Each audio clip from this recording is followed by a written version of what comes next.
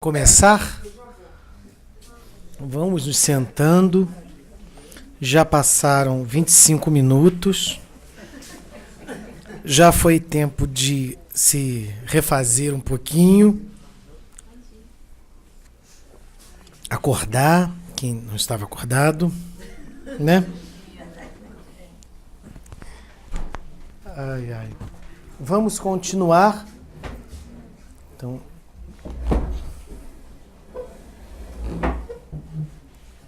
posso? Já. Então vamos lá. Pode? Vamos recomeçar nas salas aí. Espero que vocês estejam recomeçando também. Então, na primeira parte, recapitulando rapidamente, nós falamos sobre o porquê da crucificação. Viram que havia motivos suficientes para não simpatizarem muito com Jesus, né? E havia motivos suficientes para outros simpatizarem muito com Jesus. Agora, na segunda parte, o que nós vamos ver é como se deu esse processo, né? Olha aí, agora foi. Como se deu esse processo. Os 4 evangelistas, Mateus, Marcos, Lucas e João, narram a crucificação. Narram com detalhes a crucificação. O evangelista que é mais interessante para nós estudarmos sobre a crucificação é o evangelista Marcos, por vários motivos.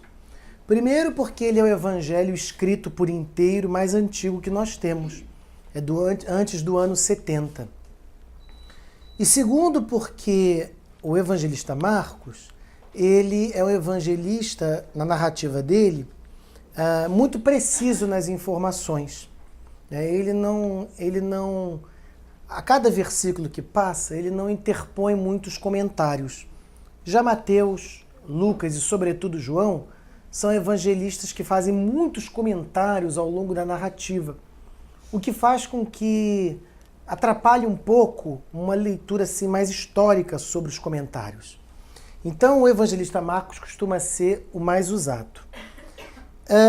O que aconteceu? Aconteceu que no capítulo 14, é o capítulo 14 e 15 do Evangelho de Marcos, no primeiro versículo diz assim: Ora, a Páscoa, que era uma festa judaica, que não é a mesma exatamente dos cristãos, né?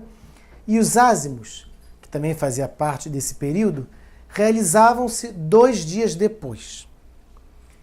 E ele começa a fazer uma narrativa que não convém muito assim o detalhe. E no versículo 32 ele continua: E chegaram a uma propriedade chamada Getsemane. E diz, quem diz é Jesus, né? E diz a seus discípulos: A minha alma está triste até a morte. Ficai aqui e vigiai. E tendo avançado um pouco, caiu por terra e orava. Quer dizer, quando Jesus foi para o Getsemane, quer dizer, para este monte fazer a oração, ele já tinha ido ao templo no domingo, visitado o templo, e na segunda-feira feito, vamos assim dizer, a denúncia que ele fez dentro do templo. E na terça e na quarta-feira ele já tinha falado várias parábolas, vivido momentos muito intensos e também de embates. E ele sabia então que já se armava uma cilada para ele. Ele percebeu a movimentação estranha entre os apóstolos. Ele percebeu que algo estava estranho com os apóstolos. E ele entendeu que muito provavelmente já era uma cilada sendo armada. A questão dos apóstolos é muito importante, porque os apóstolos, eles não entendem quem Jesus é. Eles vão entendendo ao longo do tempo que eles vão convivendo com Jesus e, sobretudo, depois da morte de Jesus. Aí eles vão pensando, então ele era, então foi dessa maneira, então talvez ele fosse um profeta, talvez fosse um Messias. Quer dizer, começam essas questões todas. Mas é só depois da morte de Jesus. Enquanto Jesus estava vivo, eles apenas entendem que Jesus é um rabino, né? Vamos assim dizer, autodidata, que estava ensinando esses assuntos. Eles também não têm muita dimensão do que, de quais vão ser as consequências daqueles fatos todos. Alguns deles eram muito jovens, aquilo era uma grande aventura também para eles. Embora eles fossem muito tocados, né, espiritualmente, muito comovidos com tudo aquilo, mas não tinham muita dimensão no que aquilo ia dar. Então, quando começa a quando eles começam a perceber que Jesus está perdendo, vamos assim dizer, influência na Galileia, e depois ele vai para Jerusalém, é aquela coisa fantástica. Mas, ao mesmo tempo, eles começam a notar, tudo isso em 2 ou 3 dias, né? A notar que, junto com aquela recepção estrondosa, as autoridades, sobretudo do templo, começaram a se organizar, e também autoridades romanas, a se incomodar com a presença dele. Eles também entendiam que provavelmente aquilo ia resultar num desfecho final. E aí isso é muito importante, porque Judas, né, havia 2 Judas, né, Judas Tadeu e Judas Iscariotes. Judas Iscariotes, ele tem a compreensão, não só ele, alguns outros apóstolos também, mas ele tem a compreensão de que está próximo o fim dos tempos. Porque quando Jesus vai no templo e fala aquelas coisas, ele pensa assim, está próximo de toda Israel se converter para essa nova ideia. Ele tem uma ilusão, uma falta de noção da realidade brutal, né? Então ele pensa, está próximo. E ele pensa também o seguinte, e se nós ajudarmos Jesus a antecipar a vinda do reino de Deus? Como antecipar? E se Jesus for preso, porque a perseguição já começava a acontecer, como nós já falamos, e se ele fosse preso e na hora da crucificação, ele mostrasse assim, veja o meu triunfo, veja eu que andei sobre águas, eu que curei, eu que fiz milagres, veja que isso não é nada para mim, isso eu vou ter um poder sobre o povo. Quer dizer, e se naquele momento ele não conseguisse fazer um milagre, um efeito fantástico e, digamos assim, eclipsar toda aquela perseguição que estava se armando. Então, quando Judas entrega Jesus, ele entrega nessa concepção, achando que ele estava ajudando a antecipação do reino de Deus. Por quê? Porque Jesus iria ser preso e, ao ser preso, iria triunfar e mostrar para todos que todos estavam errados, que ele é que estava certo. Então Judas teria, nesse sentido, um papel muito importante, ele pensava, porque já que Jesus era polêmico, mas não o suficiente para, vamos assim dizer, iniciar uma guerra, né? Porque ele tinha outra mentalidade, ele era a favor do amor aos inimigos, era a favor do perdão, tinha uma compreensão muito diferenciada. Quem sabe se ele, Judas, provocasse a situação, aquilo não despertaria em Jesus uma reação, vamos assim dizer, triunfante perante os seus opositores. E assim foi. E nesta quinta-feira, que é a quinta-feira da paixão, Jesus já está percebendo que está tudo se armando, e Judas, principalmente, já está armando toda essa situação. O que ele fez? Ele se uniu com algumas autoridades do templo, e Jesus, nesse momento, na quinta-feira, dormia cada dia, dormiu num lugar diferente, na segunda-feira num lugar, na terça no outro, na quarta, porque já entendeu que a qualquer momento ele ia ser preso. Então estava fugindo para evitar, para postergar. E por que ele estava postergando? Ele estava postergando porque ele ainda queria falar coisas, ele ainda queria realizar feitos, ele ainda queria mostrar mais coisas para o povo. Então ele, de certa maneira, o quanto podia, ele tentava postergar as perseguições. E Judas então vai lá e entrega, né?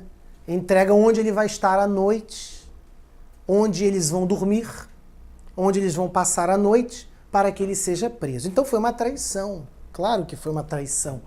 Mas foi uma traição não por causa de um desamor, mas por causa de um equívoco. Isso é muito importante, né? Nem todas as traições que a gente sofre é por causa de desamor. Na maioria das vezes é por causa de um equívoco, né? De uma imaturidade. Nesse caso, de uma compreensão equivocada da realidade. No caso de Judas. Daí que Jesus então diz: a minha alma está triste até a morte. Diz para os discípulos: ficai aqui e vigiai. E tendo avançado um pouco, caiu por terra e orava. A expressão caiu por terra é uma expressão judaica muito forte. É a expressão que representa. Ele então ele caiu no chão e começou a chorar. Chorar. E no outro evangelho, é no de Mateus, se eu não me engano, ele diz assim: e ele chorava abundantemente, porque estava muito próximo o momento. E diz a seguinte frase: Abba, que é pai, né? Paizinho, é a tradução mais correta. Paizinho, pai querido, tudo te é possível. Afasta de mim este cálice, mas não me faça o que eu quero, mas o que tu queres. Quer dizer, o momento de que ele, como diz aqui a passagem anterior, né, ele está triste até a morte, é o momento em que ele também continua a dizer: Deus, não é a minha vontade, mas é a tua vontade. Isto aqui é o monoteísmo absoluto, né? O monoteísmo absoluto não é só crer em Deus único. O monoteísmo absoluto é só Deus é autoridade e mais nada nem ninguém perante aquele que é monoteísta absoluto.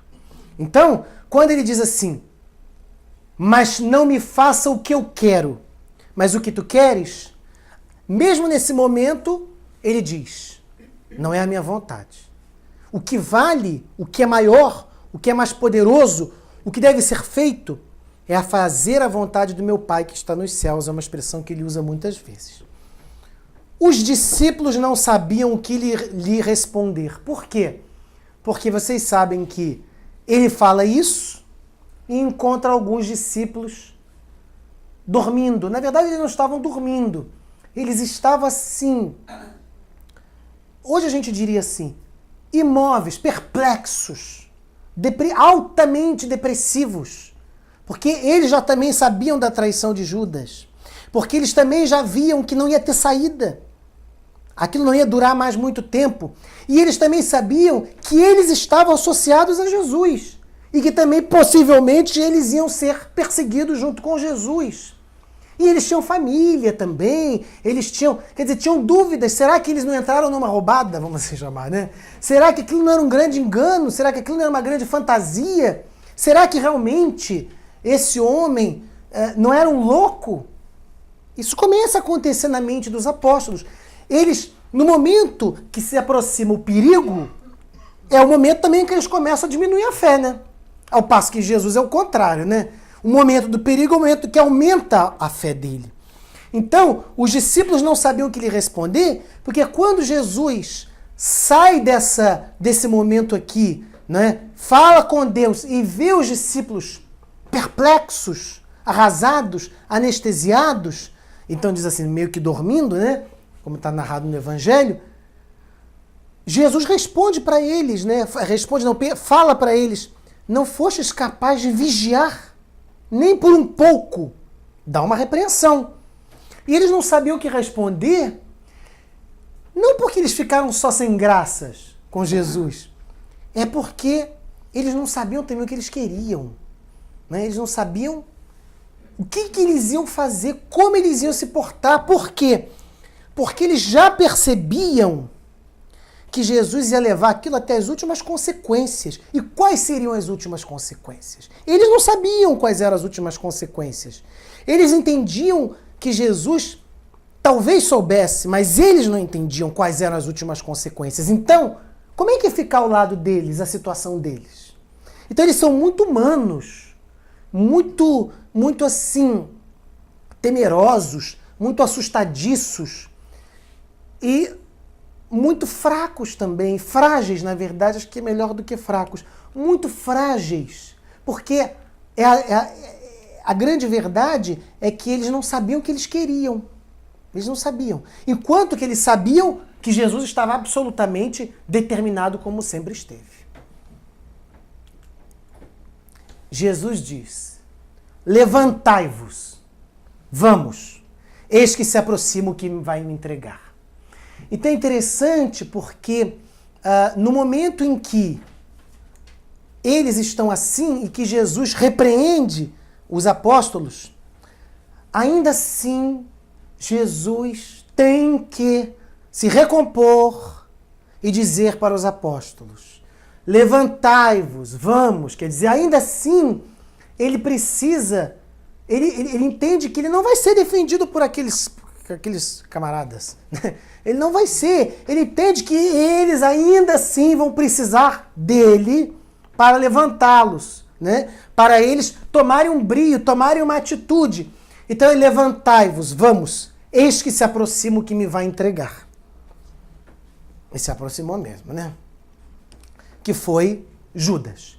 Então tem uma passagem que é muito interessante, que é quando Judas vem prender Jesus. Passagem, Judas não, né? Ele está acompanhado dos soldados, né? Ele vai à frente e os soldados, mistura de romanos com judeus, vão atrás e vão prender Jesus. É muito interessante porque aí tem uma frase bonita de Jesus e muito verdadeira, que quando ele vê Judas vindo, né? Ele diz assim: amigo, a que vens?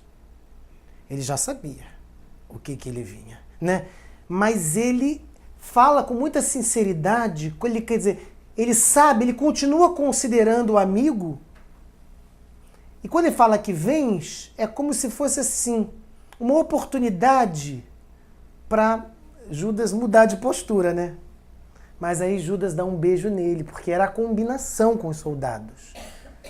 Então é uma coisa muito forte, tudo muito simbólico, né? Dar um beijo, Jesus diz, com um beijo tu me traz, né?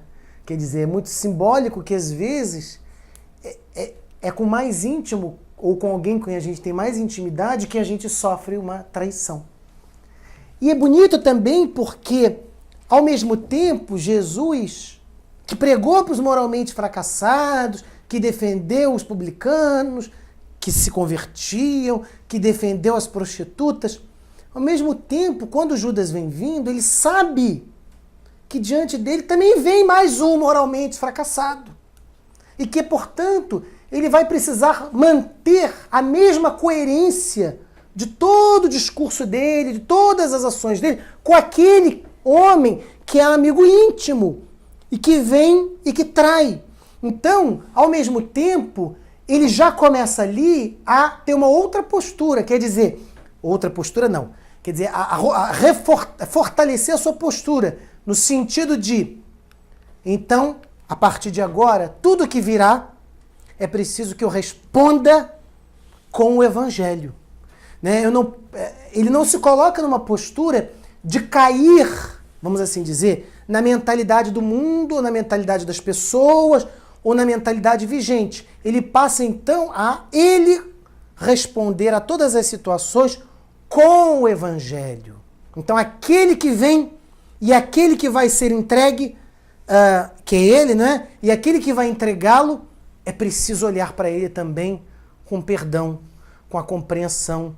É preciso também olhar para esse Judas como o atire a primeira pedra, aquele que não tem pecados. Então aqui começa ele a, vamos assim dizer, na crucificação, quer dizer, no momento, no processo da crucificação, a mais do que nunca ser coerente com tudo que ele havia pregado.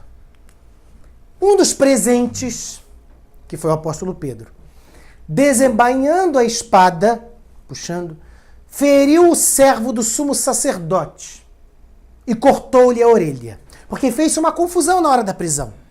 Né? A prisão foi complexa. Na hora que houve o beijo, os soldados avançaram. E na hora que os soldados avançaram, um dos apóstolos, que foi o apóstolo Pedro, pegou uma espada porque era um pescador, né? Espada aquela bonita da Idade Média, não, espadinha pequena. Pegou uma espadinha, né? Que a gente vê nos filmes, aquelas lindas de prata, né?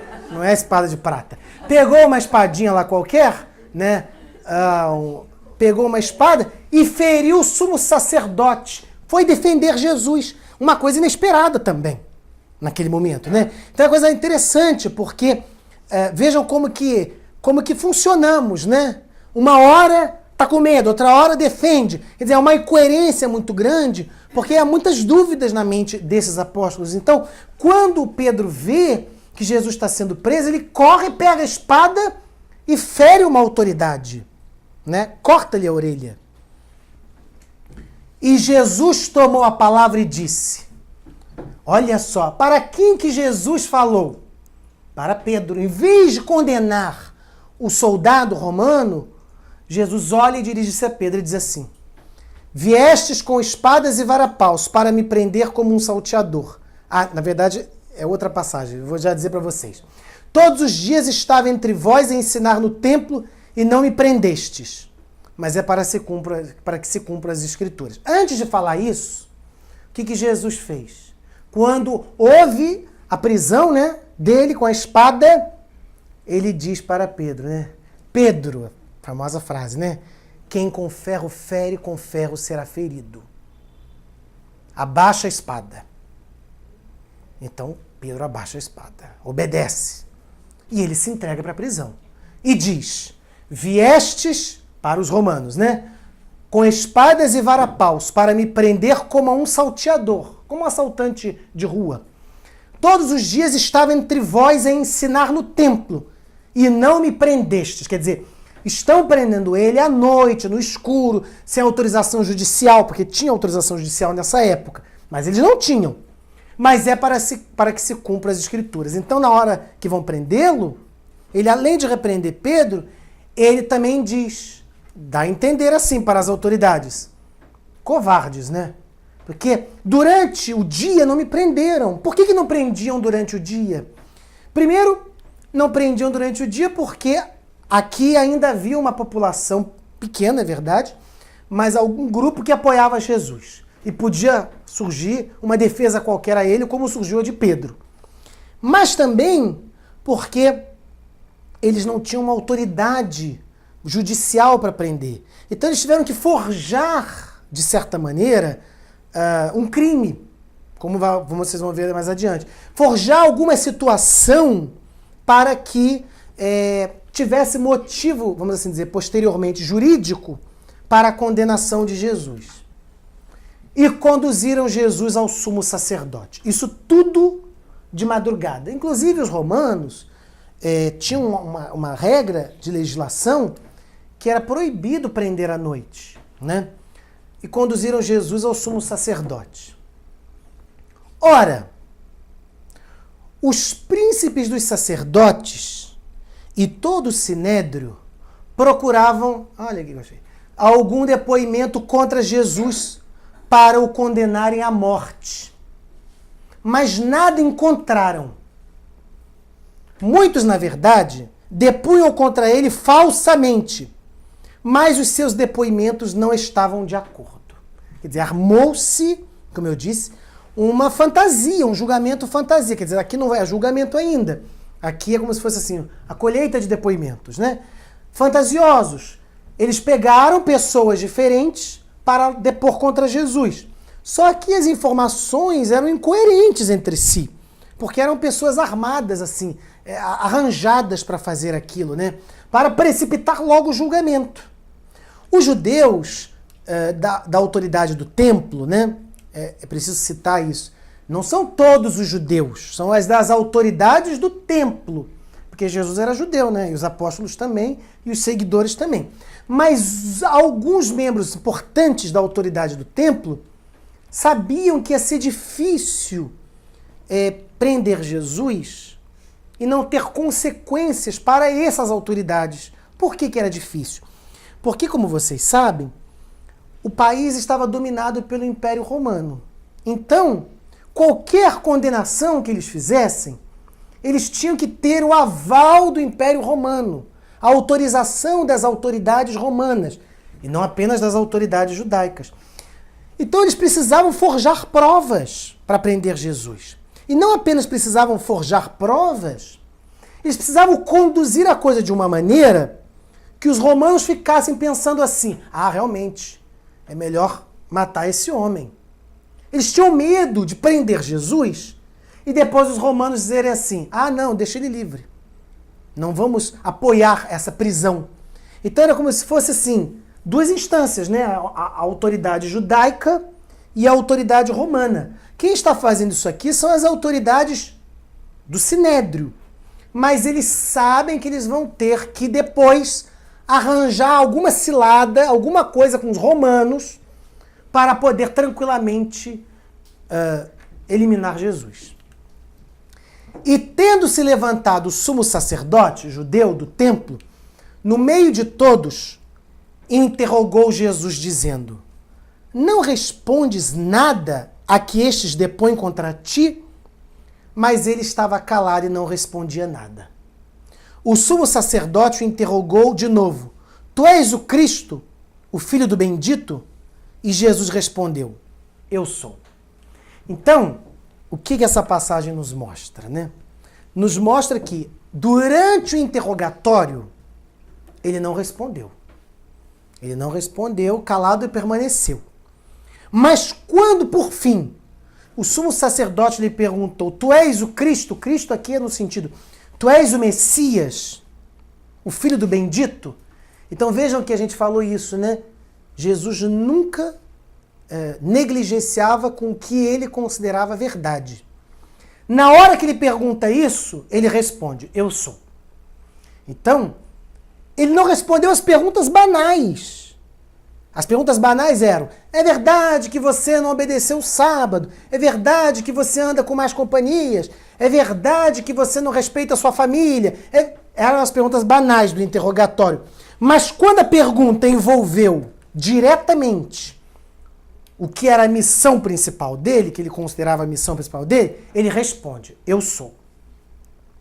Então, uma coisa muito, muito complexa, né? Muito séria. Então, o sumo sacerdote, rasgando as suas túnicas, de ódio, de raiva, eles também tinham esse hábito, sabe? Para expor, vamos assim dizer, uma raiva muito grande, rasgavam as roupas, jogavam as roupas no chão. Então, o sumo sacerdote faz isso na hora do julgamento. É um ato, assim, de escândalo para quem está assistindo o julgamento. Quem estava assistindo o julgamento? Pouca gente. Os curiosos que estavam ali, porque era altas horas da madrugada. E também algumas autoridades. Então, o sacerdote, o sumo sacerdote, era a maior autoridade religiosa do país. Então, o sumo sacerdote rasga as túnicas, faz assim, vamos assim dizer, uma performance de virulência. As pessoas olham e digam: nossa, mas isso é muito grave. Porque para o sumo sacerdote fazer isso, é porque esse homem aí é muito perigoso. Era uma certa encenação também do sumo sacerdote. Né? E exclamou: que necessidade temos ainda de testemunhas? Ouvistes a blasfêmia. Que vos parece? E todos julgaram-no réu de morte. Aí é como se fosse um veredito popular dos que estavam ali. Começaram a gritar, né? Se ele diz que ele é o Messias, ele não é o Messias. É mentira. Ele precisa ser preso. Morte, não falavam de crucificação ainda, mas morte, a pena de morte no caso aqui era o apedrejamento. A mesma que sofreu Estevão. E alguns começaram a escarrar sobre ele e a cobrir-lhe o rosto com o véu e a esbofeteá-lo e a dizer: adivinha, dá uma de profeta. E os guardas davam-lhe bofetadas. Então isso foi no julgamento.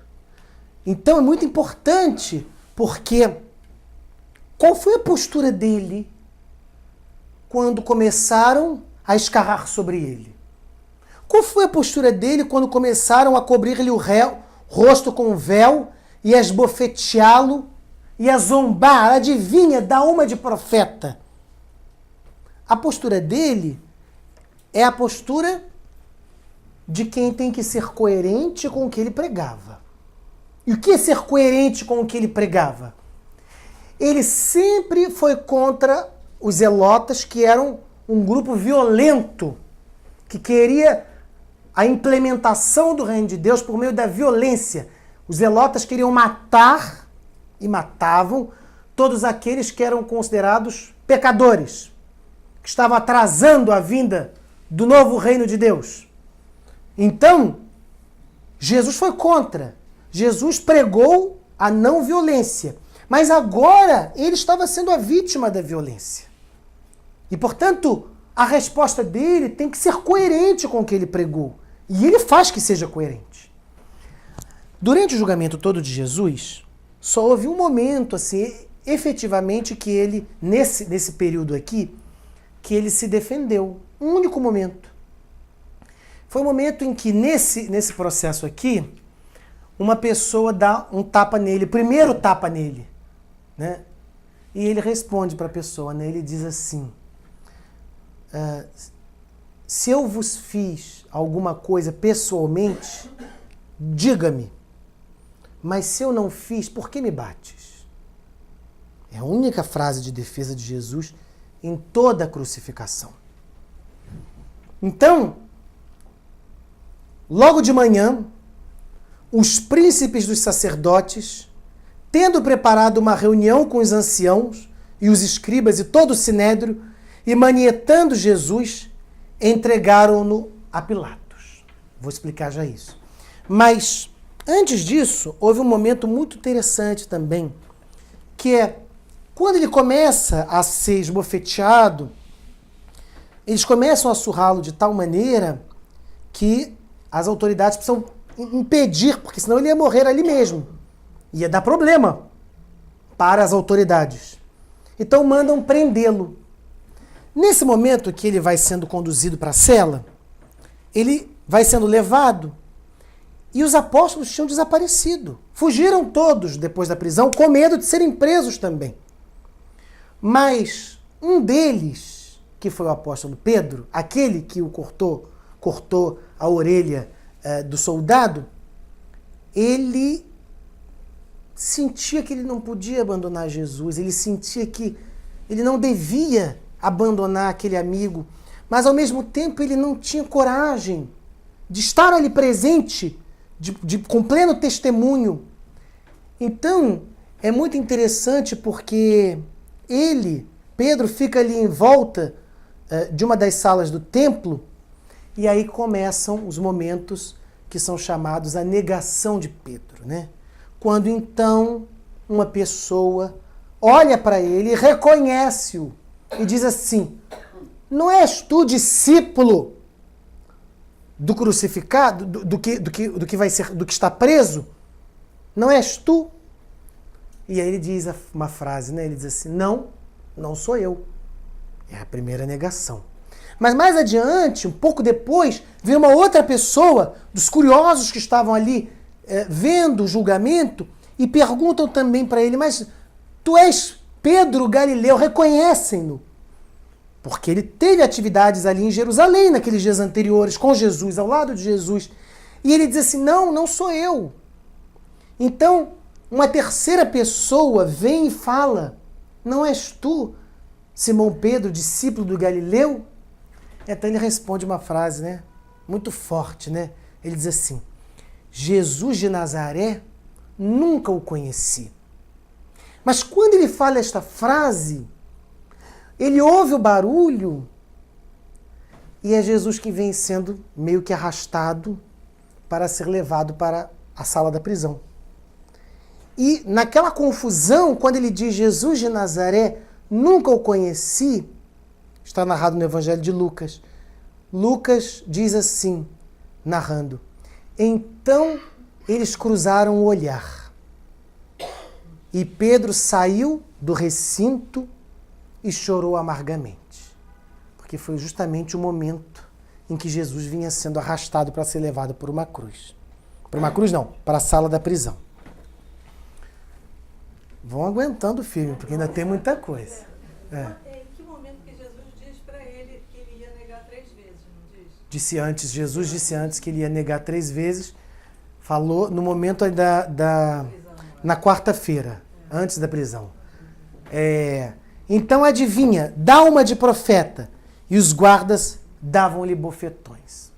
Digo que vão aguardando que só está começando o processo, né? No Evangelho de Marcos 15, mas eu não vou torturar ninguém. É a história, né? E logo de manhã, os príncipes dos sacerdotes, tendo preparado uma reunião com os anciãos e os escribas, e todo o sinédrio manietando Jesus, entregaram-no a Pilatos. E os príncipes dos sacerdotes o acusavam de muitas coisas. O que eles fizeram aqui nessa última frase? Entregaram-no a Pilatos. Quando prenderam-no, eles falaram assim, agora é a hora de nós envolvermos os romanos na história. E levaram Jesus para que Pilatos fizesse o julgamento romano.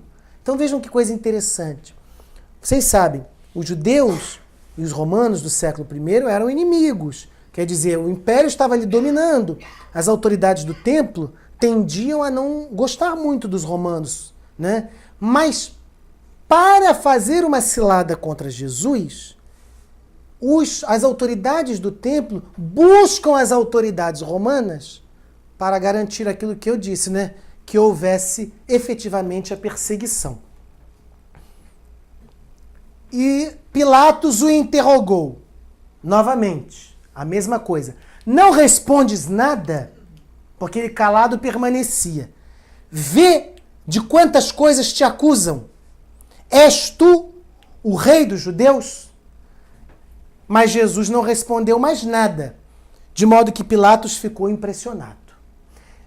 Os romanos ficaram muito impressionados aqui nessa passagem, não só Pilatos, como também os soldados, porque ele já estava machucado, já tinha ferimentos no corpo, e, no entanto, ele tinha uma serenidade muito grande e não demonstrava a menor dúvida com relação ao que ele acreditava e com relação a, vamos dizer assim, a possibilidade de negar e de se desdizer e de pedir clemência. Absolutamente nada disso acontecia.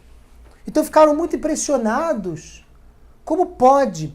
Quando ele leva 39 chibatadas, né? Quando ele leva 39 chibatadas, que é logo depois desse episódio, as autoridades ficaram muito impressionadas, porque com 15 chibatadas, as pessoas já tendiam a desistir, a pedir clemência, a se entregar, a mentir, a dizer que não iriam cometer mais tais ou quais crimes de que eram acusadas. Mesmo que fossem inocentes, né, havia tendência às pessoas querer fugir daquele sofrimento. Então eles ficaram muito impressionados como ele aguentou aquelas chibatadas. E é uma passagem muito bonita porque no final da 39ª ele já está caído no chão, ensanguentado. E os romanos sabem que se fizer mais, ele iria morrer ali, né? E é muito bonito porque depois da 39ª, ele lentamente se levanta e fica de pé novamente. Então eles ficaram muito assustados com aquilo, né? Que força é essa que ele tem dentro dele, de depois de 39 chibatadas, eles nunca tinham visto isso. Ele ainda se levantar e se manter de pé. Que dignidade é essa, né? O que tem esse homem? Que força e que poder ele tinha? Então Pilatos mandou torturar Jesus. Foi nesse momento. Entregou-o para que fosse crucificado. Quer dizer, Pilatos é considerado que lavou as mãos, né? Mas, na verdade, lavar as mãos não significou, no caso de Pilatos, não agir. Ele podia agir. Ele podia defender. Ele podia não permitir que houvesse a crucificação. Quando ele lava as mãos, o lavar as mãos, na verdade, não é uma isenção de atitude. É uma atitude. Né? É uma atitude. Deixa que se faça a vontade do povo. E essa vontade do povo é muito interessante, porque essa vontade aqui se deu numa sessão popular. Então tem o caso de Barrabás, é muito conhecido isso, né?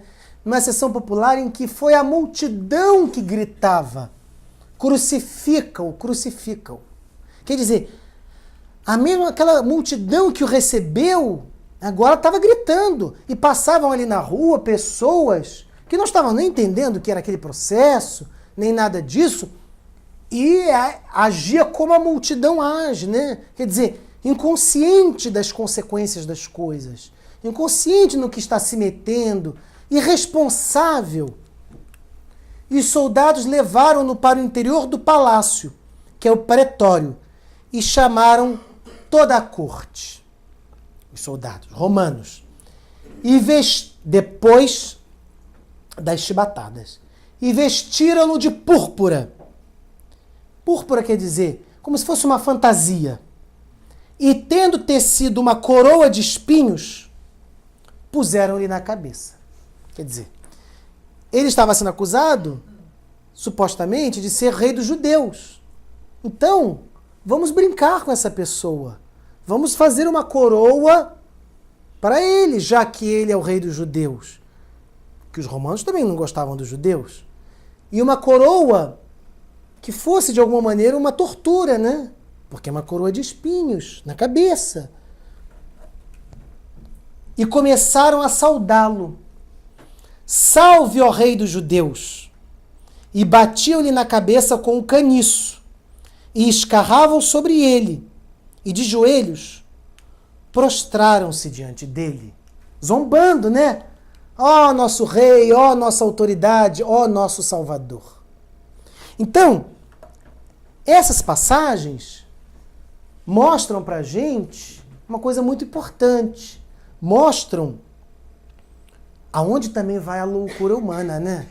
Quando quer perseguir alguém.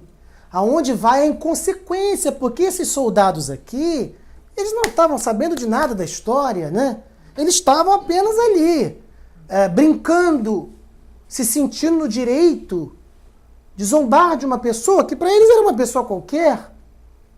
Então, por um lado tem essa inconsequência e por outro lado também tem o abandono dos apóstolos, que não tem ninguém próximo a ele. Tem, sim, as mulheres, justamente as mulheres que ele defendeu, né, muito desvalorizadas naquela sociedade dessa época, tinham as mulheres, e essas mulheres estavam acompanhando muito de longe, porque também não podiam acompanhar de perto, não podiam entrar no templo, não tinham como entrar no templo.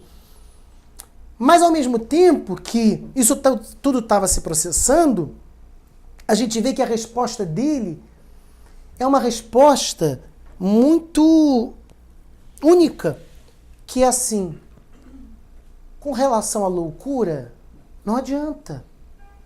Ele fica em silêncio, porque ele sabe que o poder dos homens no mundo e das mulheres, né, o poder humano, é esse o poder.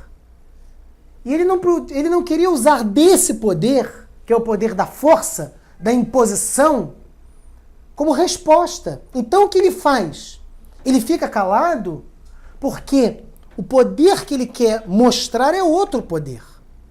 Não é o poder humano, mas é o poder da capacidade de liberdade de uma pessoa, mesmo sob essa circunstância. Era ele quem decidia o que ele ia sentir, e o que ele ia vibrar, e o que ele ia impor mentalmente e espiritualmente.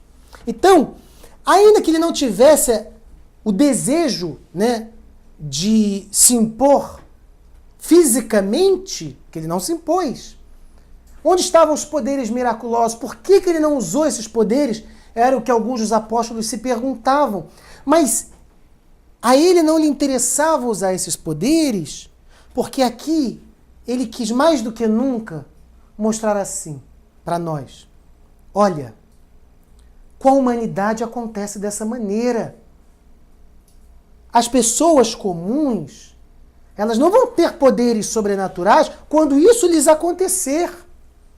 Quando uma pessoa defende o amor ao próximo e o amor ao inimigo, ela não vai ter poderes sobrenaturais no final das contas para que nada disso lhe aconteça. Então ele não usa desse poder espiritual, ele não usa dessas capacidades, entre aspas, miraculosas, né? Ele não usa porque ele quer ser um ser humano entre os seres humanos que vive isso. E depois de caçoarem dele, tiraram-lhe o manto de púrpura e vestiram-lhe as suas roupas e levaram-no fora para que o crucificassem. Fora quer dizer, armaram onde seria a crucificação? Fora da cidade sagrada, porque, como eu disse no primeiro momento, ele não mereceria aos olhos dos seus perseguidores ser crucificado na cidade sagrada. Ele não teria esse direito. Então era fora mesmo que ele deveria ser crucificado. E conduziram-no ao lugar do Gólgota, que quer dizer lugar do crânio. E davam-lhe vinho misturado com mirra, mas ele não tomou. Antes de falar disso, tem o processo, que eu não citei aqui porque é muito extenso, né? Que é o caminho da Via Crucis. É o momento em que, de onde ele estava, que é na autoridade do templo não, dos romanos, ele ser conduzido para fora da cidade. E vocês sabem que nesse período da Via Crucis, né, ele fez esse período, esse caminho, é um caminho relativamente pequeno, mas muito difícil, já carregando a cruz. Não estava crucificado, mas estava carregando a cruz. Então, esse momento é um momento assim também luminoso, brilhante, lindo e terrível também, né? Isso aqui é interessante, como ele fazia desses momentos terríveis os momentos de grandeza espiritual. Então, tem a passagem que as mulheres estão chorando, né? Assim, desesperadas, algumas, as únicas que ficaram a favor dele, e ele responde para elas, né? Uma frase também muito famosa, né? Não chorem por mim, chorem por vossos filhos. Né? Quer dizer, como se dissesse, eu estou bem, eu sei onde eu estou, eu sei quem é meu pai que está nos céus, eu sei o que eu estou fazendo. Agora, vossos filhos, que são aqueles que gritaram, crucificam, crucificam, né?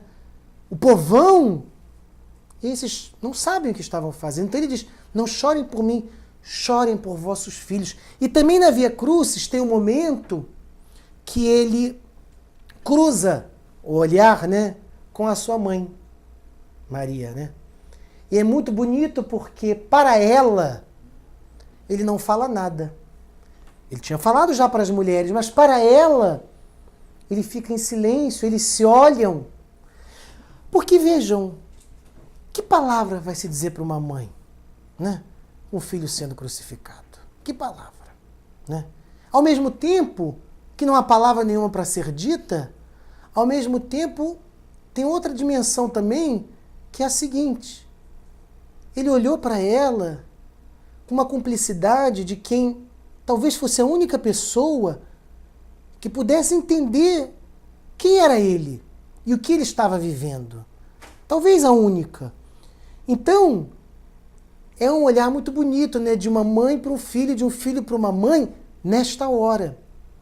E ele segue caminhando, e logo depois do encontro com a mãe, ele leva o primeiro tombo, que é muito forte também, né?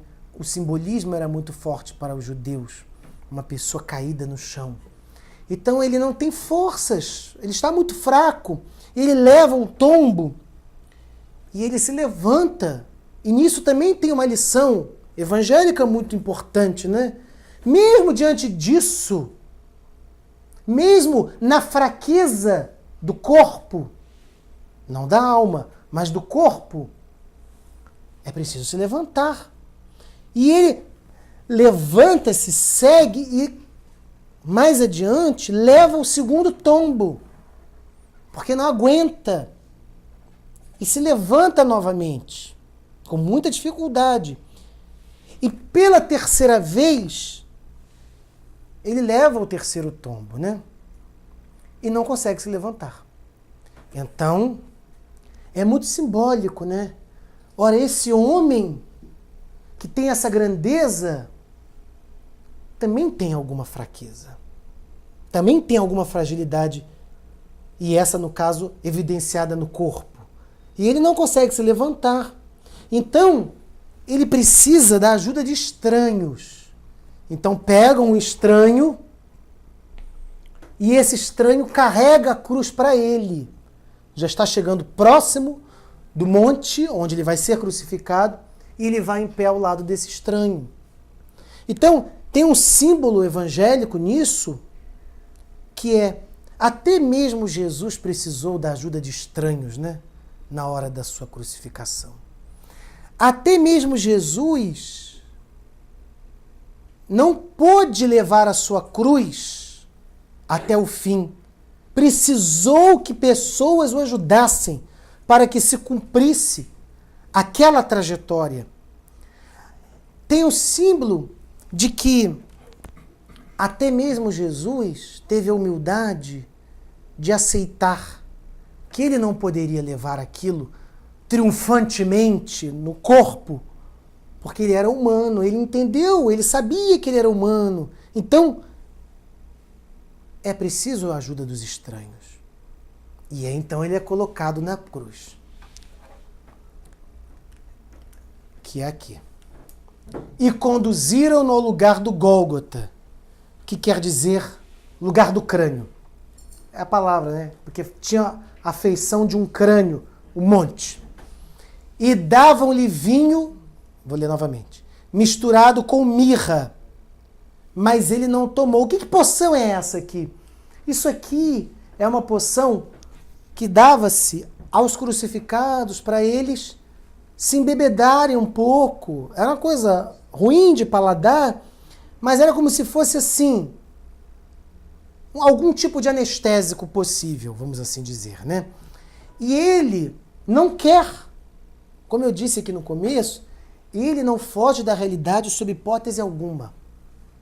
E a realidade, ela não é só o lado cruel da coisa, tem um lado belo também. Quer dizer, ao mesmo tempo, saber que essas pessoas estão fazendo isso com ele, mas ao mesmo tempo, o lado belo ainda que estejam fazendo isso com ele, ele ama essas pessoas, quer dizer, ele tem uma compreensão sobre o que é a fraqueza humana de fazer isso com um homem como esse. Então, deram-lhe vinho e então o crucificaram.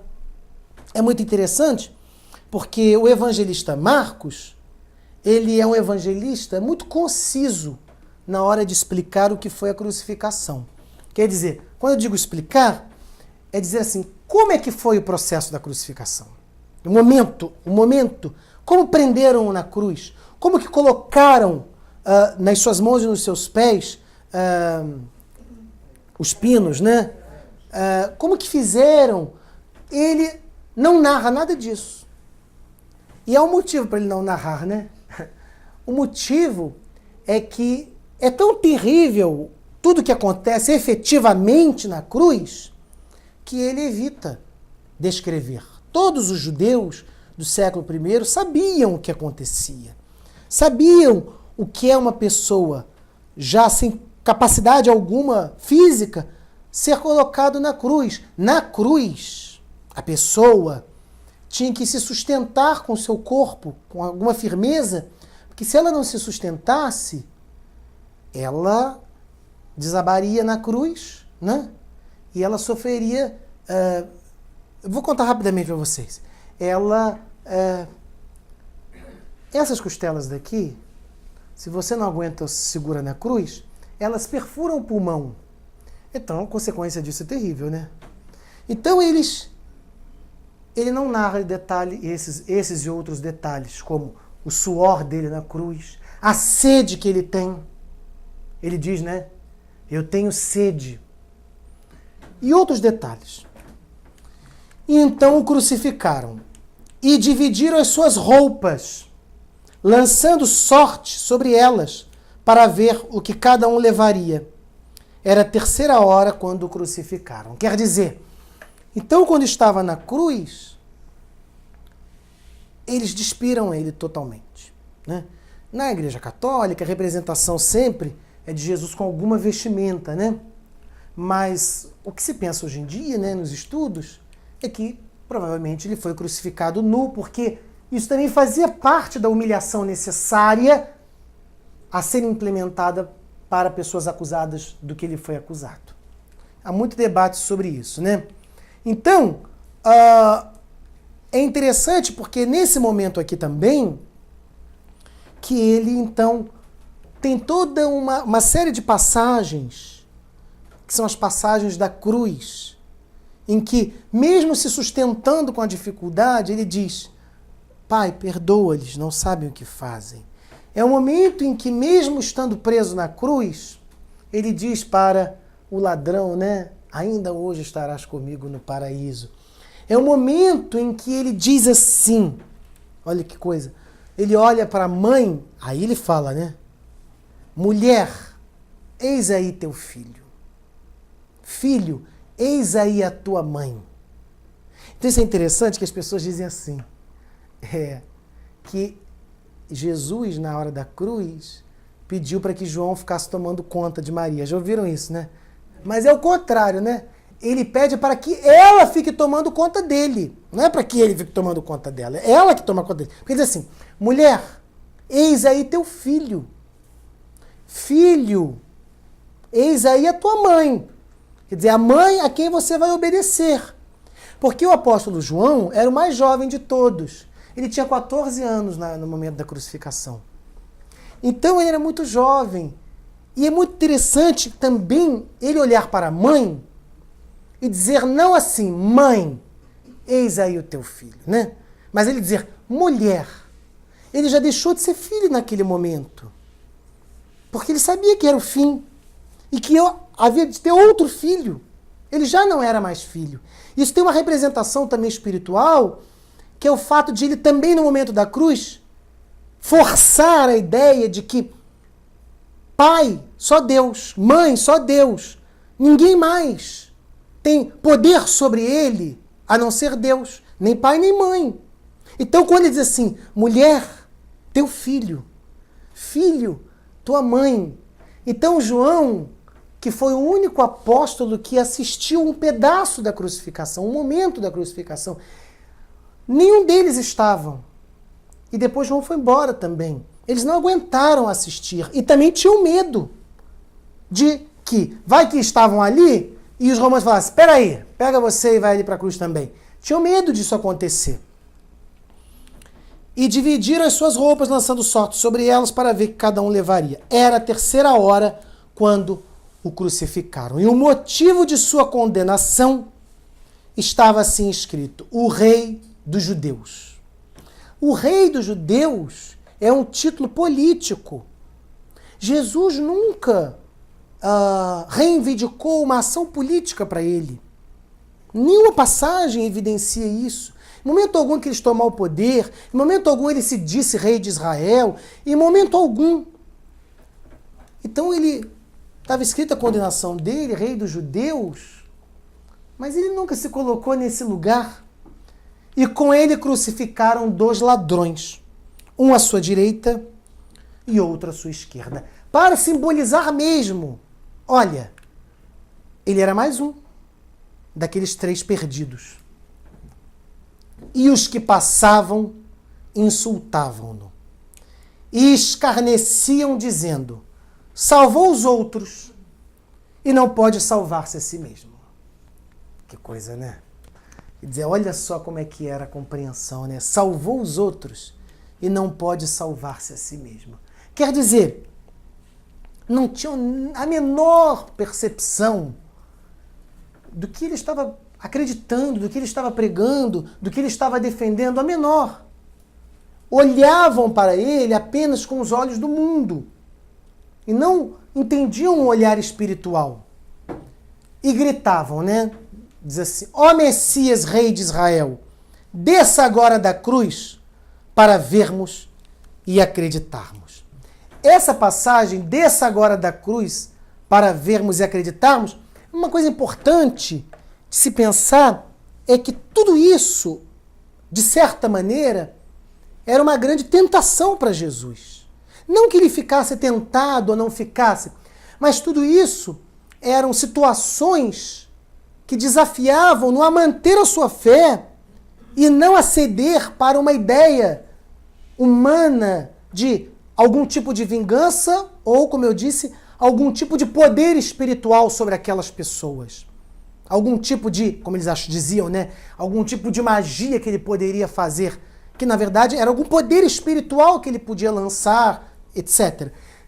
Então, a cruz, de certa maneira, ela também é uma tentação, porque a demanda humana, né, a nossa necessidade é de se preservar, é de viver. E ele acredita que a vida é outra coisa. Ele sabe que ele vai morrer. Ele não tem ilusão, que às vezes a gente tem essa ilusão, né? Acho que não vai morrer, né? Ele sabe que já está muito próximo do fim. Ele não tem essa fantasia. Ele sabe que está próximo e, portanto, não pode se conceder nada à lógica do mundo, apenas a lógica de Deus, ao do reino de Deus. E Jesus gritou com voz forte: Eloi, Eloi, lama sabatani. Deus meu, por que me abandonaste? Então essa é uma frase, né? Enigmática, muito debatida durante muitos séculos. O que significa essa frase? Meu Deus, por que me abandonaste? Na verdade, essa frase aqui, ela é o começo do Salmo 22, né? É o primeiro e o segundo versículo do Salmo 22, que é uma oração. Então, Jesus não falou só essas frases, falou o Salmo 22 inteiro. Na verdade, representa um momento, dando um grito, né, um grito forte. Ele fez uma oração dando um grito. Mas essa oração, ela começa com uma pergunta retórica. E é muito bonito o Salmo 22, que vocês vão ler em casa, né? Com bastante atenção. É muito bonito porque o Salmo 22 é justamente um salmo muito humano, de uma pessoa que, por algum momento, tem dúvidas. Mas ao longo da oração, a pessoa vai recobrando a sua fé e vai se fortalecendo e se entregando totalmente a Deus. Isso é que é a oração do Salmo 22. Então, será que nesse momento ele teve algum titubeio? Será que nesse momento ele teve uma fragilidade na sua fé e, portanto, evocou o salmo e fez o salmo inteiro para reafirmar o que ele acreditava? Então, talvez esse salmo não seja um salmo da descrença, mas seja o salmo de quem vê que suas forças estão diminuindo, inclusive espirituais, e, portanto, recorre a uma oração, que era o Salmo 22, para se fortalecer na fé. Então, talvez esta frase seja um momento em que, na cruz, Jesus precisou fazer uma oração. Precisou, porque estava difícil a situação para ele. Manter a coerência inteira de tudo que ele acreditava, de tudo que ele viveu, com essa crucificação. Então, talvez nesse momento, ele nos dá uma lição que é a seguinte: olha, às vezes a gente fraqueja, mas a gente recorre à força espiritual, à oração, e mantém e vai até o fim.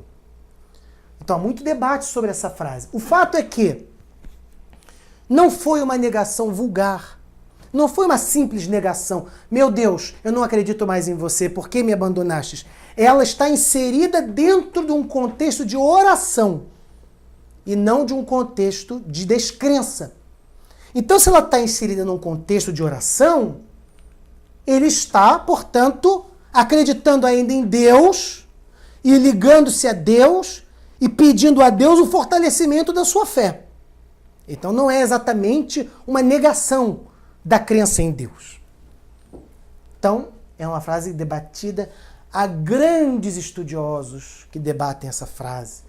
Há livros maravilhosos sobre esse assunto, de Orígenes, de Santo Agostinho, de Lutero, de Calvino, de Tomás de Aquino, de Schleiermacher, que foi um grande teólogo do iluminismo. Há muitos.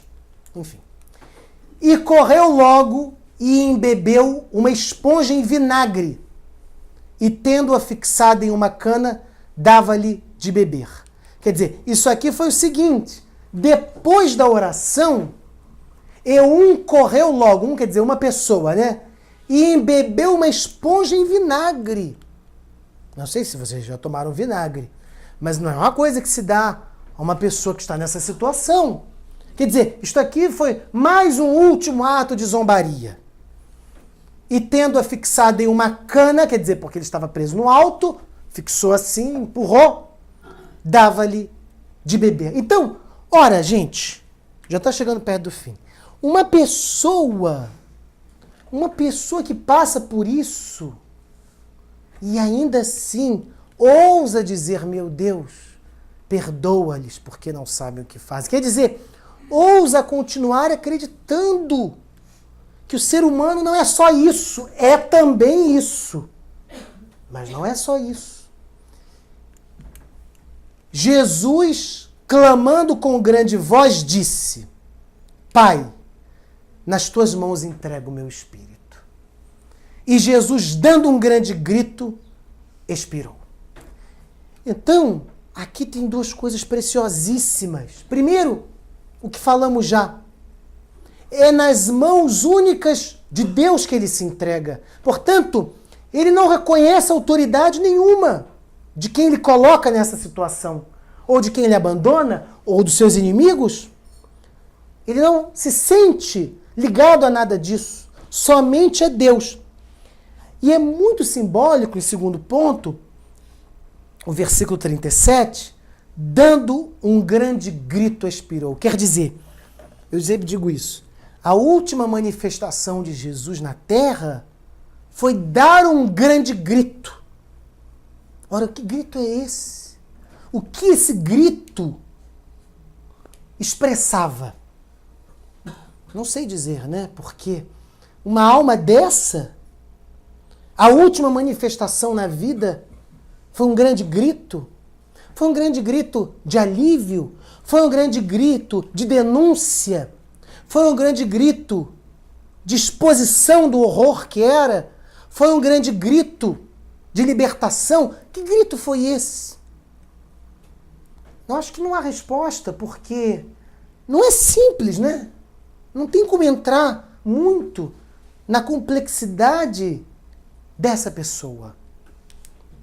E quando chegou a tarde, visto que era a preparação judaica, quer dizer, fazia parte dos rituais da festa, isto é, vigília do sábado, veio José de Arimateia, nobre membro do Sinédrio, que também esperava o reino de Deus, e corajosamente foi ter com Pilatos e pediu-lhe o corpo de Jesus. Aqui tem o símbolo muito importante, né? Ora, então Jesus sofreu o processo no Sinédrio, mas dentro do Sinédrio tinha um homem que talvez naquele momento se converteu, viu aquilo, sabe, uma autoridade política importante, poderosa, rica, e viu aquilo. E não teve como fazer alguma coisa, mas corajosamente foi ter com Pilatos e pediu-lhe o corpo de Jesus. É um símbolo também muito importante de que no Evangelho não há radicalismos com relação a ninguém. Né? É como se Jesus também nos ensinasse, olha, mesmo lá nesse Sinédrio, onde ele foi perseguido, mesmo lá no poder corrupto, mesmo lá no poder podre, também a gente encontra um homem como esse. Um homem que se converte. Um José de Arimateia. Então, nem todo poder é corrupto. Nem toda autoridade vai ser autoritária. Quer dizer, de repente surge esse homem na história. E Pilatos admirou-se de que já estivesse Jesus morto e, mandando chamar o centurião, perguntou-lhe se ele já estava morto. E esse centurião, quem era, hein? Será que esse centurião era aquele centurião, há muitos estudos também sobre isso, era aquele centurião que um dia Jesus falou assim: nunca vi tamanha fé em toda Israel. Quem era esse centurião? E quando soube pelo centurião, cedeu o cadáver, ali usa a palavra verdadeira, né? Não usou de nenhum eufemismo, cedeu o cadáver a José, o qual, tendo comprado, José de Arimateia, tendo comprado um lençol, improvisado ali mesmo, desceu, enrolou-o no lençol e o pôs num túmulo que fora talhado na rocha.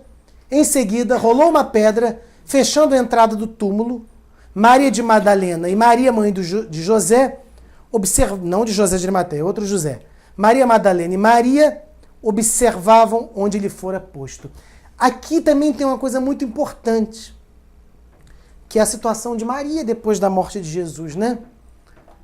Quando tiram-no da cruz, o que fazer com aquele corpo? O que fazer com o corpo do filho? O que fazer? Sem dinheiro, sem poder, sem influência? Acabou de ser perseguido? Um perigo terrível na cidade? Cadê os amigos, os apóstolos? Só tinham outras mulheres que não tinham nenhuma capacidade, vamos assim dizer, social para fazer alguma coisa. O que fazer com aquele corpo? Então tem até a beleza da obra de Michelangelo, né? Que é ela com o Jesus no colo, que é muito lindo, porque realmente é um Jesus arrasado, é um corpo desgastado. O que essa mulher ia fazer com esse filho? Ai, o significado da morte de Jesus. Ele transformou a opressão em caminho de salvação espiritual. Ele, vítima da violência, não usou de violência na sua crucificação. Alvo de manipulação de poderes, não usou seus poderes para fugir da realidade.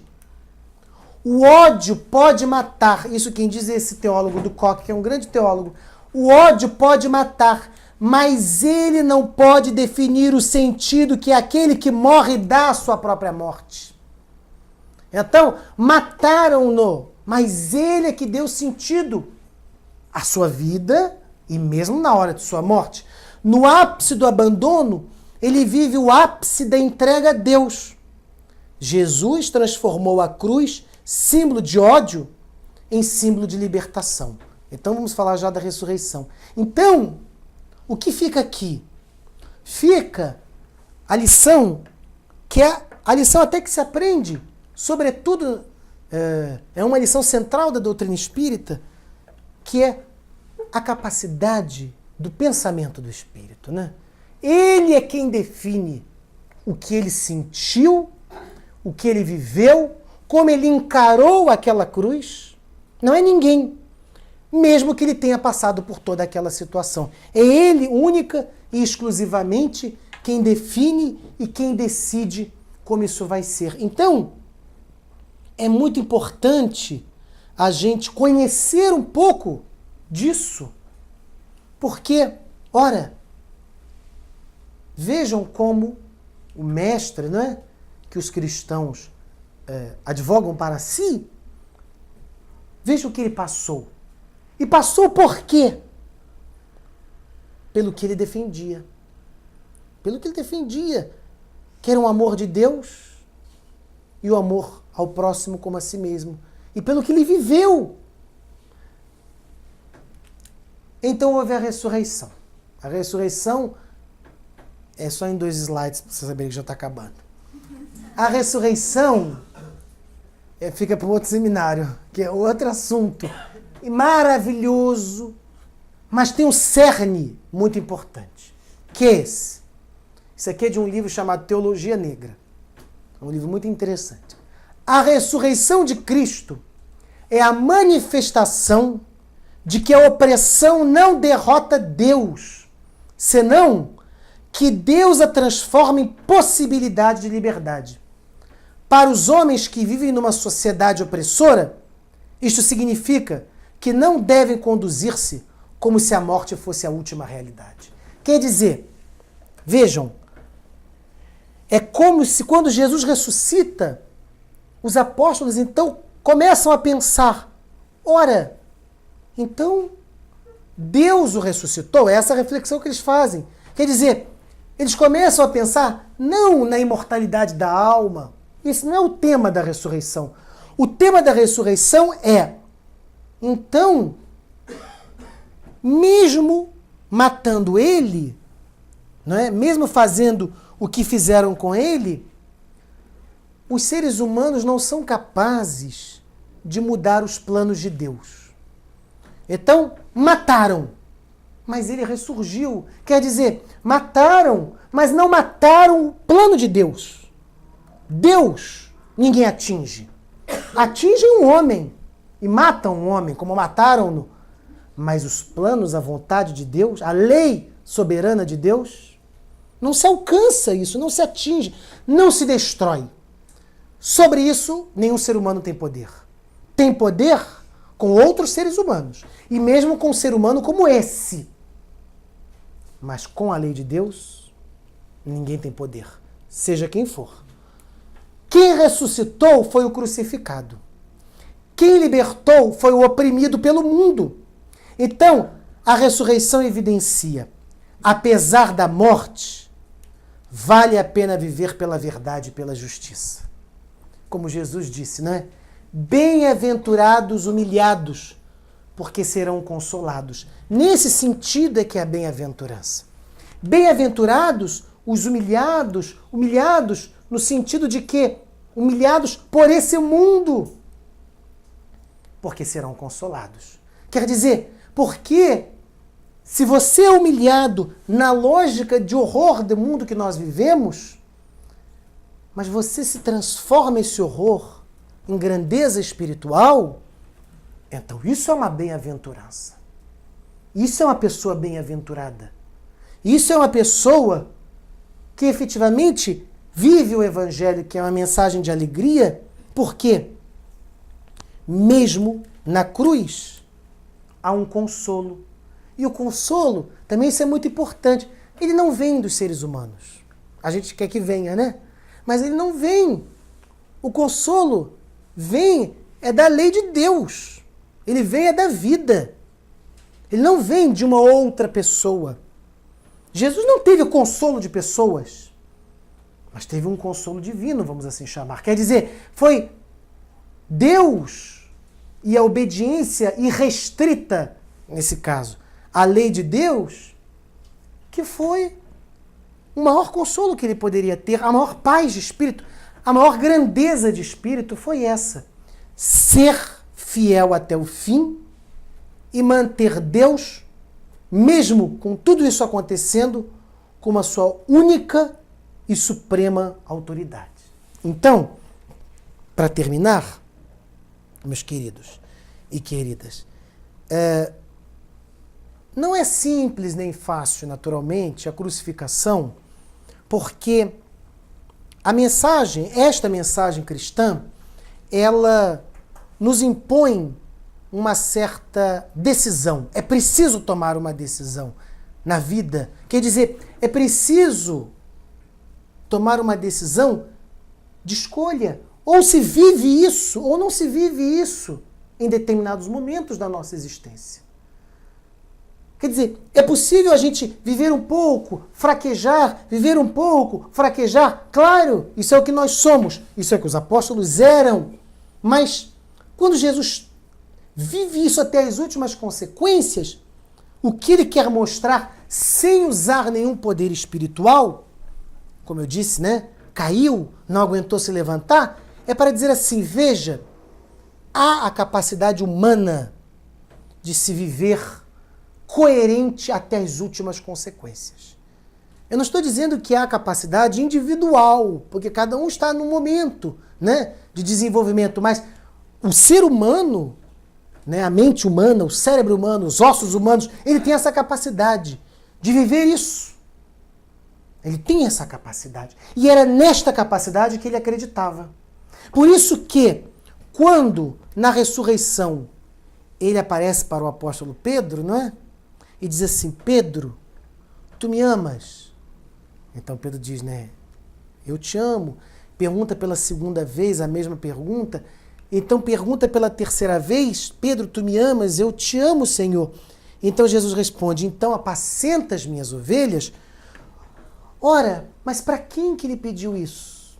Para o homem que disse, poucos dias antes, Jesus de Nazaré, nunca o conheci. Quer dizer, ele diz para esse homem, porque ele acredita que esse homem, mesmo tendo fraquezas, que tinha, ele podia um dia chegar a essa grande coerência espiritual entre o agir e o falar, né? Entre o crer e o viver. Então é com esse homem que ele conta, para no final das contas, né, levar essa mensagem adiante. Assim como é com o ex-perseguidor, que foi Saulo, e que se converteu, que ele também vai precisar desse homem. E também o outro, Tiago, ele também precisa daquele homem. Então, é uma sabedoria de entender assim, veja, não importa que eles tenham fugido, que eles tenham sido fracos, né? A coerência dele, do discurso, é a mesma, né, de Jesus. Não importa. É com essas pessoas que a gente faz o mundo ser melhor. Ele acreditava que não era com os perfeitos que o mundo ia virar melhor. Não era com os considerados pelo mundo bons, excelentes, grandes autoridades. Não. Ele acreditava que era com essa gente chamada moralmente fracassados que o mundo poderia se erguer. Então, é para essa gente que ele aparece na ressurreição e é essa gente que ele está conclamando. Porque no fundo, como eu disse aqui, no fundo ele se indaga, né? Será que eles são tão perdidos assim? Será que eles são tão ruins assim? Será que eles são tão ou não? Né? Vai ver que essa é uma dureza de coração que a gente tem ao examinar uma pessoa. Mas certamente a pessoa é muito mais do que isso que a gente diz que ela é ou que ela não é. Então, a crucificação e a ressurreição. Quem ressuscitou foi o crucificado. Ele faz questão de aparecer com as chagas para mostrar, olha, eu passei por isso, mas vamos seguir adiante, numa nova etapa. Portanto, para terminar de verdade, até o fim, ele continua proclamando o Deus único como autoridade suprema. E continua proclamando que vale a pena viver pela verdade e pela justiça. Apesar de o mundo, às vezes, ou muito frequentemente, não querer nem a verdade nem a justiça. Mas vale a pena viver pela verdade e pela justiça. Então, amigos, esse era o nosso seminário, né? Nosso estudo sobre a crucificação de Jesus, que de hoje até domingo, né, de Páscoa, que a Páscoa foi a ressurreição e a Sexta-feira Santa a morte, que a gente reflita, pense, medite numa pergunta muito simples. Muito simples. O que significa seguir esta pessoa aqui? O que significa tê-lo como o modelo para a vida dos cristãos, né? Para modelo de nossa vida? O que significa, né, viver a vida até essas últimas consequências como ele viveu? O que significa, por fim, ser cristão, né? O que significa? Que Deus nos abençoe, então. Obrigado, viu?